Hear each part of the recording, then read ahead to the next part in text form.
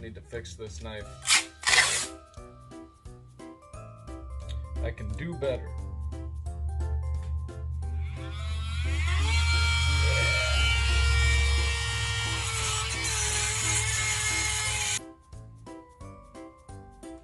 One more. There it is. Alright, so while editing this video, I realized I jumped right into the mods, and you guys had no idea what I was attempting to do. So here's a little precursor to what I attempted to do, so you guys are knowing what you're getting into. So what I attempted to do was chamfer the scales on my native chief. I attempted to dye the scales, but I attempted to dye them with some Rit dye synthetic. I attempted to do a two-tone, but I wanted to use some super glue and try to make the like a racing stripe down the center. I was just experimenting with it, and I'll let you guys see how it turned out. I did end up polishing the washers in there too, so you guys can see that as well. And then we'll get to the video. Just wanted to give this precursor so you guys know what you're getting into with the video.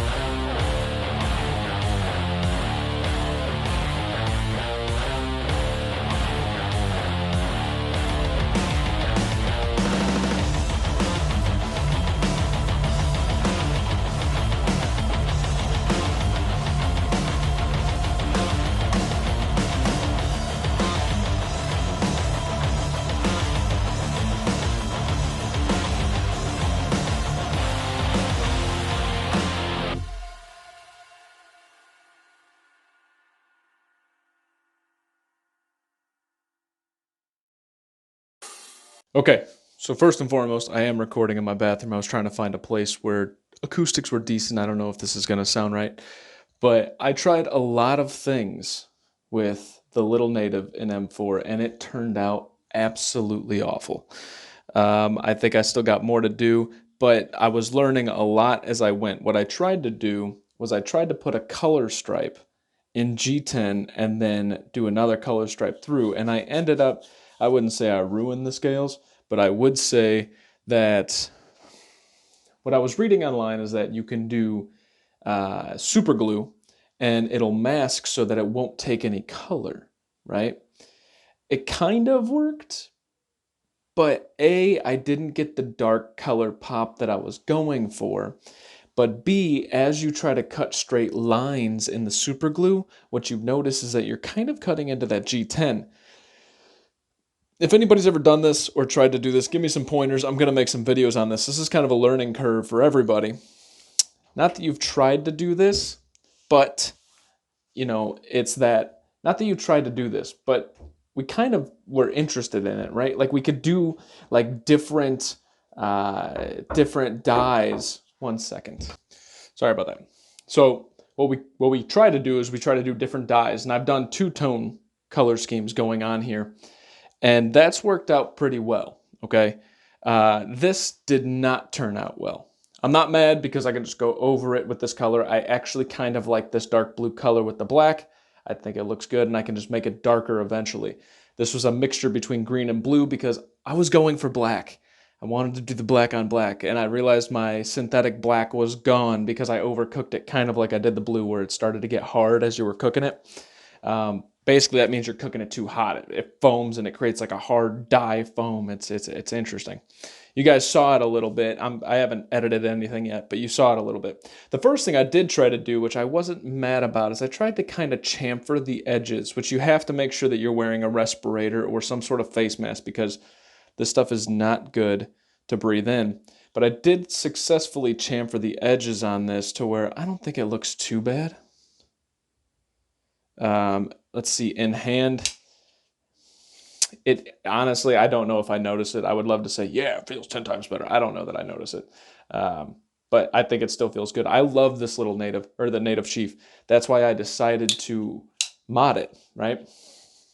So I don't think the dye came out good at all. I think the chamfering came out pretty decent.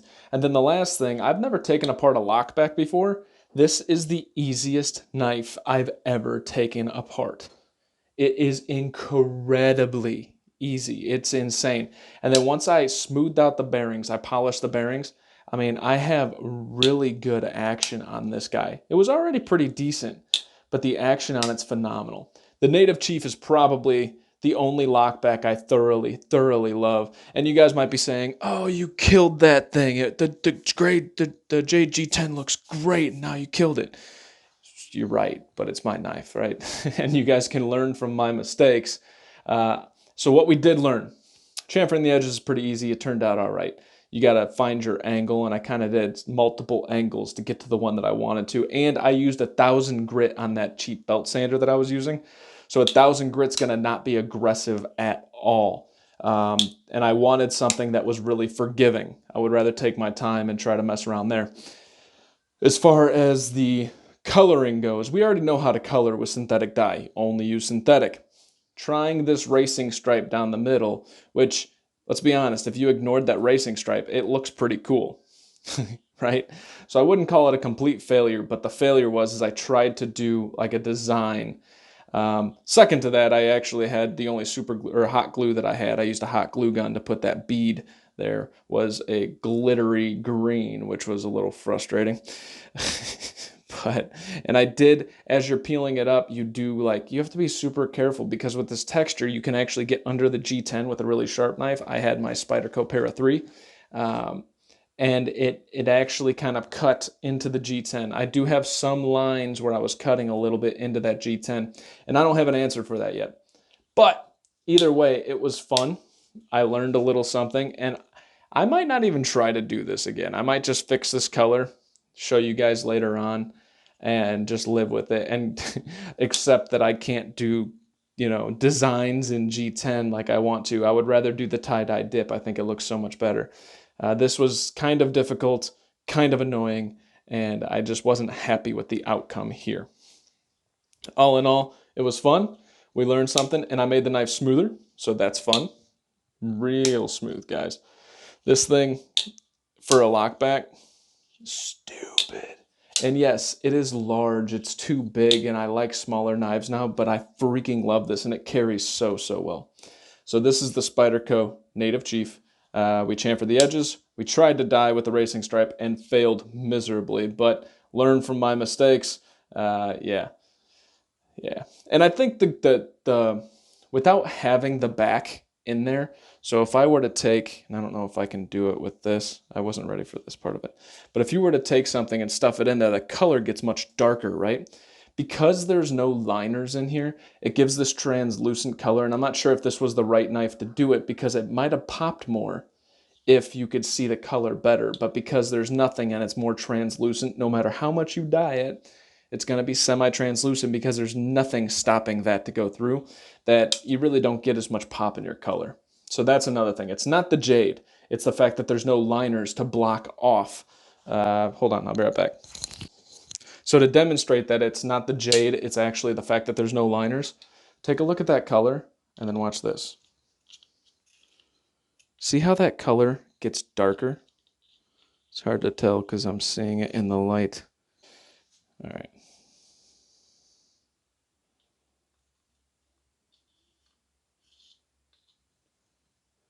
This is a really bad demonstration because with the light, it's hard to see. There we go.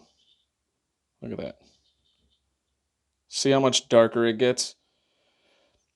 That's because there's no liners. Now, obviously, you can tell there's still a little trend going on there. But anyways, so that was fun. Hope you guys were entertained by the video at least. The one things that we can learn that were successful was the dyeing of the scales is easy. Just heat up your dye, try not to boil it so it gets that little hard foam on it, and then you can dunk it in there. I didn't hang it in there. I never do. I always just kind of rotate it on through, which is, I've found that it works just fine. Now, the hot glue, racing stripe, didn't work so well. The chamfering worked great, and then the polishing of the bearings worked fine as well. Polishing the bearings, or I'm sorry, polishing the washers, if you guys are interested, all you have to do is I take 2 ceramic stones. I take my Spyderco medium ceramic and my Spyderco fine, and then I just do circles with it, not much pressure at all, and there's no like timing. And then you flip to the fine, and you do the same thing on both sides. You can't take off that much stuff because then it won't line up right. But then after that, I took my double-sided strop, and I had green compound, which is about anywhere from 6 to 12 micron. And you just do this. And then you switch over, and I have 1 to half micron on the other side, and I did this for the final polish. And I think between that and oiling everything up, it turned out stupid smooth. And there's no back and forth, no up and down. It's locked up. Amazing.